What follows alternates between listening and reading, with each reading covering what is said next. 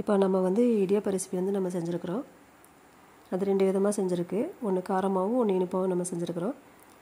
நம்ம வந்து இடியாப்பம் வந்து நம்ம வேக வச்சு எடுத்து வச்சுக்கலாம். மாவு எப்படி இடியாப்பம் செய்கிறது அப்படிங்கிறத, மாவு பிசைஞ்சு செய்கிறது அப்படிங்கிறத நம்ம சேனல்லே போட்டிருக்கோம். கீழே லிங்க் கொடுக்குறோம், நீங்கள் அதை செக் பண்ணி பார்த்துக்குங்க. நம்ம இந்த மாதிரி இடியாப்பம் ரெடி பண்ணி வச்சுக்கிட்டு நம்ம வந்து அதை வந்து தாளிச்சுக்கலாம். நம்ம சேனல் நீங்கள் இன்னும் சப்ஸ்கிரைப் பண்ணாமல் இருந்தால் பண்ணிக்கோங்க. நாங்கள் போடுற வீடியோவில் உடனே வரும். இப்போ வந்து ஒரு 2 ஸ்பூன் வந்து பாத்திரம் வச்சுட்டு 2 ஸ்பூன் நம்ம வந்து எண்ணெய் விட்டுக்கலாம். கடுகு கடலைப்பருப்பு நம்ம தாளிச்சுக்கலாம்.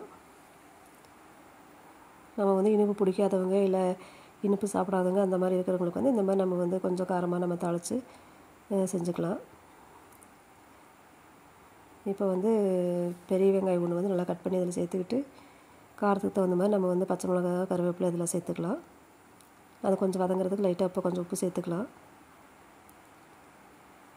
நம்ம வந்து காலையில் டைம் நம்ம செஞ்சோம்னா காலையில் இனிப்பு வந்து தேங்காய் பால் சேர்த்து நம்ம வந்து காலையில் சாப்பிட்டுக்கலாம். மதியம் வந்து ஸ்கூலுக்கு டிஃபன் பாக்ஸில் இந்த மாதிரி கொடுத்துட்றோன்னா இந்த மாதிரி நம்ம தாளித்து கொடுத்துக்கலாம். நீங்கள் 2மே ட்ரை பண்ணி பாருங்கள். இந்த ரெசிபியோட லிங்க் வந்து நான் கீழே வந்து எப்படி இடியாப்பம் செய்கிறதுங்கிறத லிங்க் கீழே கொடுத்துருக்கேன். செக் பண்ணி பார்த்துக்குங்க. இப்போ வந்து நம்ம வந்து ஒரு 2 தக்காளி நம்ம இதில் நல்லா கட் பண்ணி இதில் சேர்த்துக்கலாம்.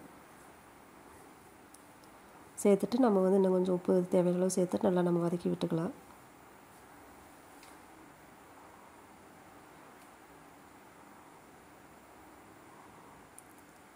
இப்போ நல்லா வதங்கினதுக்கப்புறம் வந்து நம்ம வந்து கொஞ்சம் மஞ்சள் தூள் சேர்த்துக்கலாம். நம்ம சேனலில் வந்து வீட்டில் செய்கிற சமையல் அனைத்தையுமே நம்ம போட்டிருக்கோம். தேவைப்பட்டால் நீங்கள் செக் பண்ணி பார்த்துக்குங்க.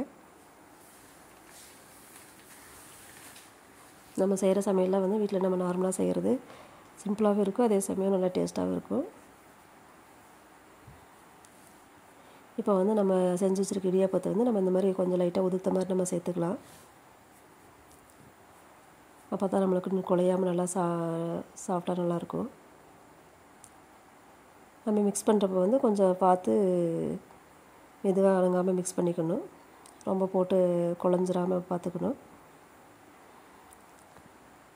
நம்ம எல்லா மாவு இடியாப்பத்துலையும் நம்ம வந்து அந்த தக்காளி மசாலா வந்து நம்மளுக்கு மிக்ஸ் ஆகிற அளவுக்கு நம்ம அடங்காமல் இந்த மாதிரி மிக்ஸ் பண்ணிக்கலாம். இந்த மாதிரி செய்கிறப்ப வந்து ரொம்ப நல்லா ருசியாகவும் இருக்கும். நம்ம இனிப்பாக வேணும்னா நம்ம தேங்காய் பால் சேர்த்து செஞ்சுக்கலாம். இல்லை அப்படின்னா நம்ம வந்து இந்த மாதிரி தாளித்து நம்ம ரெடி பண்ணிக்கலாம்.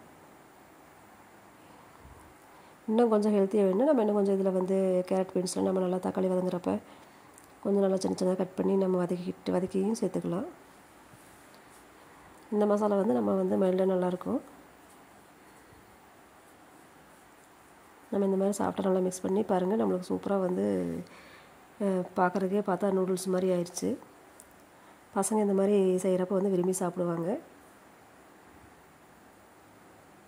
நம்ம இதிலே வந்து ஏதாவது நூடுல்ஸ் மசாலா இருந்து லைட்டாக தூவினாலும் சூப்பராக நம்மளுக்கு நூடுல்ஸ் மாதிரியே இருக்கும். நம்ம அதையும் கொஞ்சம் இந்த மாதிரி மசாலா கூட மிக்ஸ் பண்ணி சேர்த்து பார்க்கலாம். ஆனால் இது வந்து அது எதுவும் சேர்க்காம நம்ம நார்மலாக வீட்டில் செய்கிற மாதிரி செஞ்சுருக்கு. இப்போ நம்மளுக்கு இனிப்பு வேணும் அப்படின்னா நம்ம வந்து கொஞ்சம் நம்ம வந்து தேங்காய் பால் அல்லது வீட்டில் பசும்பால் இருந்தால் கூட நம்ம சேர்த்துக்கலாம்.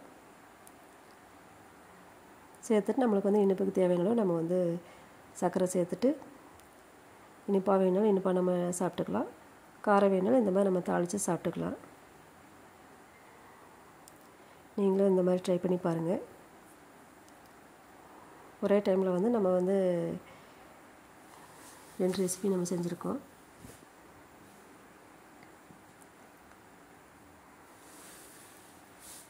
நம்ம சேனலை நீங்கள் என்ன சப்ஸ்கிரைப் பண்ணாமல் இருந்தால் பண்ணிக்க. நாங்கள் போடுற வீடியோவில் உடனே வரும். தேங்க்யூ.